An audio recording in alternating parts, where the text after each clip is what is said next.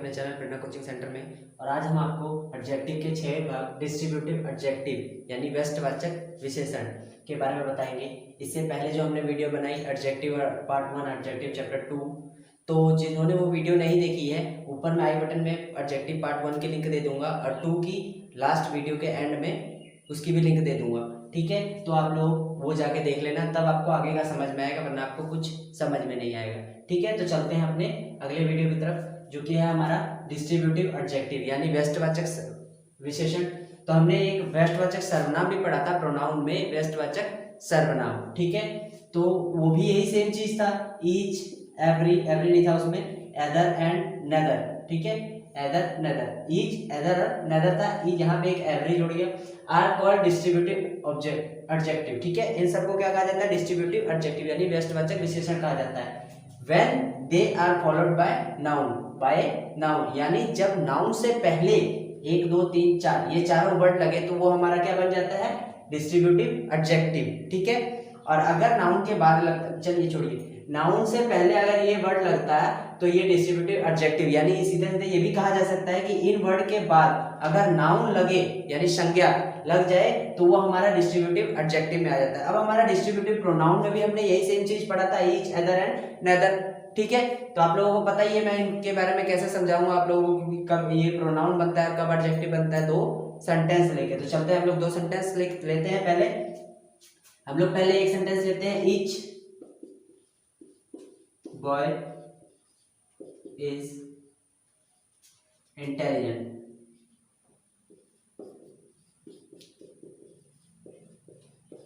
अब दूसरा इसी के जैसा एक सेम वर्ड ले लेते हैं, each of the boy is intelligent.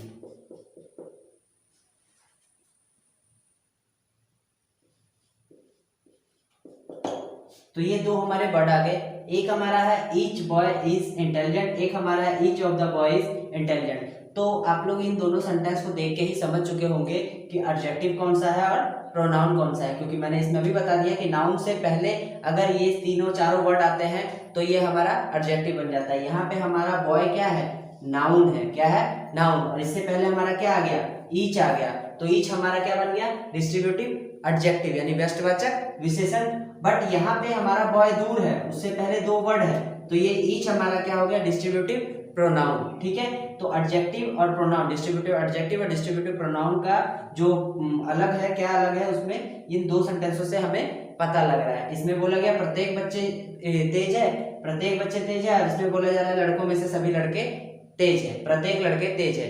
तो हमारे दो अलग अलग सेंटेंस बन रहे हैं। ठीक है, each boy is intelligent, each of the boy is intelligent. मतलब ईच और बॉय जब दोनों एक साथ आता है, नाउन के पहले प्रयुक्त हो गया ईच, तो ईच हमारा एडजेक्टिव यानी डिस्ट्रीब्यूटिव एडजेक्टिव बन गया। और अगर ईच के बाद कोई नाउन नहीं आता, नाउन दूर जाके आता है, तो वो हमारा क्या बन जाता है? Distributive pronoun. तो हमारा डिस्ट्रीब्यूटिव एडजेक्टिव विशेषण जो है खत्म है। और आज हम लोग कोशिश करेंगे कि इसके जितने भी पार्ट है हम आज ही क्लियर कर दें। ठीक है, तो ये आपका क्लियर है, समझ में भी आएगा, पूरा क्लियर तो करेंगे लेकिन समझाए बिना नहीं करेंगे। जब तक समझ में नहीं आएगा तब तक नहीं, सारा चीज समझाएंगे। ठीक है, तो इसमें इतना ही आप लोगों को समझ आ गया होगा, क्लियर भी हो गया कि इसमें क्या डेफिनेशन है, डिफरेंट क्या है इन दोनों में, कि ये एडजेक्टिव कब बनता है और प्रोनाउन कब बनता है। ठीक है, इसके बाद हम लोग चलते हैं अपने सातवें एडजेक्टिव की तरफ। ठीक है, तो अगला है हमारा दोस्तों इंट्रोगेटिव एडजेक्टिव यानी प्रश्नवाचक विशेषण। इंट्रोगेटिव प्रोनाउन के बारे में भी हमने पढ़ा था, उसमें भी सेम यही चीज देखने को मिलता है। ठीक है, तो सब में लगभग सेम ही चीज मिलेगा, बट इसमें फर्क वही है नाउन का, कि नाउन अगर किसी के साथ आ जाए तो वो एडजेक्टिव में आता है, और नाउन दूर हो तो वो प्रोनाउन में आता है। तो इसमें वही चीज है, what, which and whose are called interrogative adjective when दे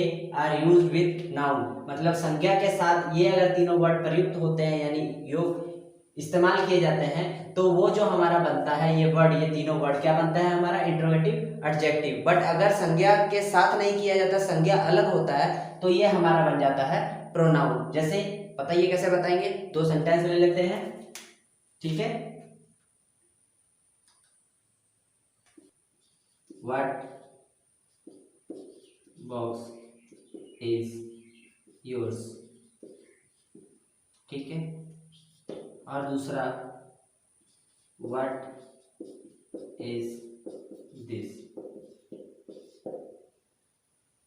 तो यहाँ पे हम देख रहे हैं कि व्हाट बॉक्स इज योर्स, यानी ये जो नाउन है ये क्या है, हमारा नाउन है, कॉमन नाउन, जो कि किसके साथ प्रयुक्त हो रहा है, व्हाट के साथ। व्हाट के साथ अगर प्रयुक्त होता है तो वो हमारा क्या बनता है, इंट्रोगेटिव एडजेक्टिव बनता है। यानी यहाँ पे व्हाट हमारा क्या है, इंट्रोगेटिव एडजेक्टिव है। बट नीचे वाले में व्हाट इज दिस, यानी यहाँ पे व्हाट के साथ कोई नाउन है ही नहीं, तो ये हमारा जो व्हाट बना ये क्या बना, क्या बना, प्रोनाउन बना। कौन सा, इंट्रोगेटिव प्रोनाउन बनेगा। ठीक है, इंट्रोगेटिव प्रोनाउन बनेगा।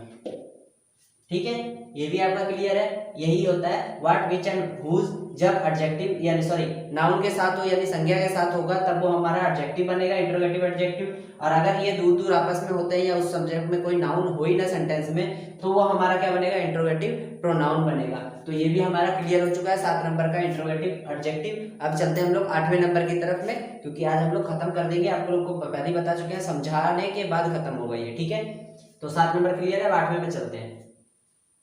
तो अगला है हमारा दोस्तों प्रॉपर एडजेक्टिव, यानी व्यक्तिवाचक विशेषण। तो हमने व्यक्तिवाचक संज्ञा पढ़ा था नाउन में, वैसे ही हमारा व्यक्तिवाचक विशेषण में क्या है, adjective made from proper nouns are called proper adjective. यानी व्यक्तिवाचक संज्ञा, यानी कोई खास व्यक्ति वस्तु या स्थान के नाम को हम लोग प्रॉपर नाउन कहते थे। उसके साथ अगर कोई एडजेक्टिव बनता है, मतलब उसके साथ जो वर्ड लगता है वो वर्ड अगर एडजेक्टिव में यूज होता है तो हमारा वो क्या बनता है, प्रॉपर एडजेक्टिव बनता है। तो जैसे देख लेते हैं, 2 सेंटेंस ले लेते हैं। Indian farmer are honest. ठीक है, यहाँ पे हमारा इंडियन क्या है, फार्मर हमारा नाउन है, इंडियन हमारा एडजेक्टिव बनता है, प्रॉपर एडजेक्टिव। क्यों, क्योंकि ये विशेषता बता रहा है फार्मर की, किसान की विशेषता क्या बता रहा है कि इंडियन जो फार्मर होता है वो ईमानदार होता है। ठीक है, तो हमारे किसान की विशेषता क्या है कि वो एक इंडियन है प्लस वो एक ईमानदार है, यानी दोनों उसकी विशेषता है। ठीक है, तो ये हमारा ये जो है इंडियन हमारा क्या बन गया, प्रॉपर एडजेक्टिव बन गया। ठीक है, ये समझ में आ गया। हमारा 8वां भाग भी क्लियर हो चुका है। अब हम लोग चलते हैं 9वें पार्ट की तरफ। ठीक है, तो अगला और 9वां है हमारा दोस्तों एम्फेसिसिक एडजेक्टिव। ठीक है, यानी प्रबल बोधक विशेषण। तो इसमें क्या है हम लोग देख लेते हैं। ये एक आया जो प्रोनाउन के जैसा नहीं है, थोड़ा अलग है। Own, very, same, very same, ये 2 अलग है, एक वेरी अलग है, एक सेम अलग है, और इसमें ये दोनों एक साथ है।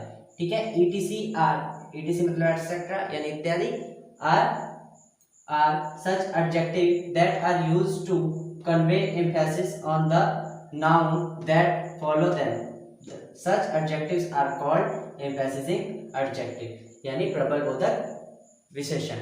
तो इसमें देखिए आपको क्या बताया जा रहा है, own, very same, etcetera, are, ये जो है ये कुछ वर्ड है जो क्या है हमारे एम्फेसिजिंग एडजेक्टिव में आते हैं। ठीक है, ये कब बनता है, जब किसी संज्ञा पर, यानी नाउन, एम्फेसिस मतलब होता है बल, पता है हमें, जब किसी संज्ञा पर कोई शब्द, ऐसा वर्ड जो संज्ञा पर यानी नाउन पर बल देता है, एम्फेसिस करता है उसको, और उससे पहले लग के, मतलब संज्ञा से पहले लग के उस पर बल देता है, वो हमारा वो जो वर्ड होता है जो उस पर बल देता है वो हमारा क्या बन जाता है, एम्फेसिसिंग एडजेक्टिव, यानी प्रबल बोधक विशेषण। ठीक है, तो वैसे वर्ड को हम लोग प्रबल बोधक विशेषण कहते हैं।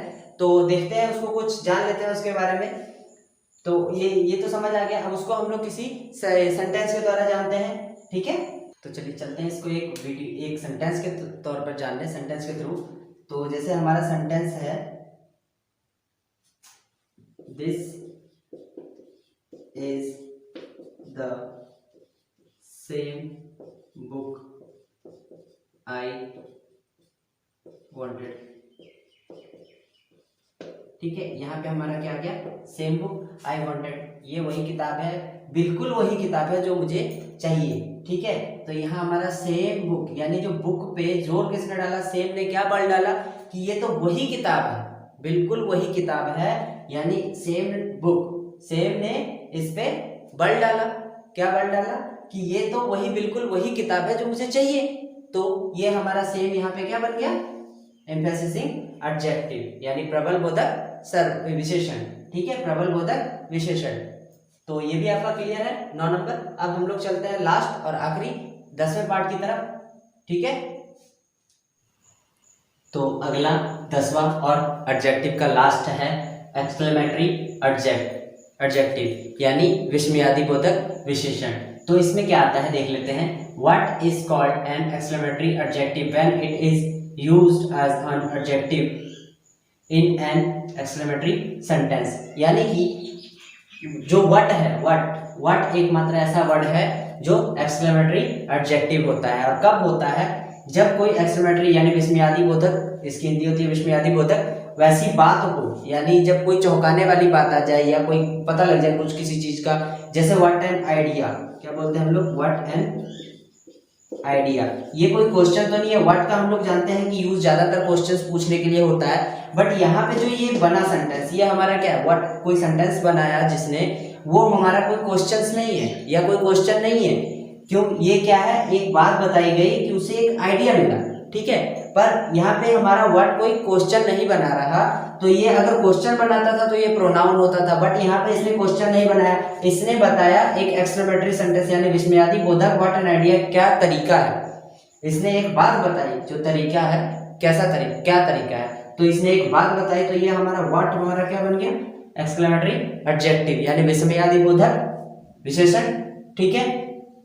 मतलब व्हाट एकमात्र हमारा ऐसा वर्ड है जो एडजेक्टिव में आता है, कोई ऐसा सेंटेंस लेके जो इंटेरोगेटिव यानी क्वेश्चन मार्क ना हो, जिसमें यानी क्वेश्चन, जिसमें क्वेश्चन ना पूछा जाए, वो हमारा चौंकाने वाली बात है, आइडिया यानी चौंकाने वाली बात, विस्मयादिबोधक, ठीक है, अनूठा अजीबोगरीब बात हो जाए तो व्हाट लगा दिया, तो व्हाट हमारा कौन सा बन जाता है, एक्सक्लेमेटरी एडजेक्टिव, ठीक है। ये 10वां भी क्लियर हो चुका है। तो हम कह सकते हैं कि एडजेक्टिव हमारा क्लियर है, यानी एडजेक्टिव को हम लोग क्या लिख सकते हैं, द एंड, ठीक है। तो आज की वीडियो में बस इतना ही। अगली वीडियो कल आ जाएगी, इसके बाद हम लोग वर्ब के बारे में जानेंगे। तो जो भी है, ठीक है, आप बताइए, वीडियो को लाइक शेयर और चैनल को सब्सक्राइब करना मत भूलिएगा। अगर वीडियो अच्छी लगती है तो करना ही अच्छी बात है ना, कि मेरा भी कुछ फ़ायदा हो जाएगा। तो वीडियो को लाइक करें, ठीक है, शेयर करें, ज़्यादा से ज़्यादा शेयर करें और सब्सक्राइब करें। आज की वीडियो में बस इतना ही। और जो मैंने बोला कि हमारी जो पिछली वीडियो थी वो मैं आई बटन पे दे दूंगा, ठीक है, तो आप लोग जाके देख लेना। और जो पीछे आगे जो इससे पहले हमने समझाया था जो वीडियो, उसकी डिस्क्रिप्शन जो आएगी वो लास्ट में दे दूंगा, अभी जो इसका आपके स्क्रीन पे, वीडियो के स्क्रीन पे आपके मिल जाएगी, ठीक है। जय हिंद दोस्तों।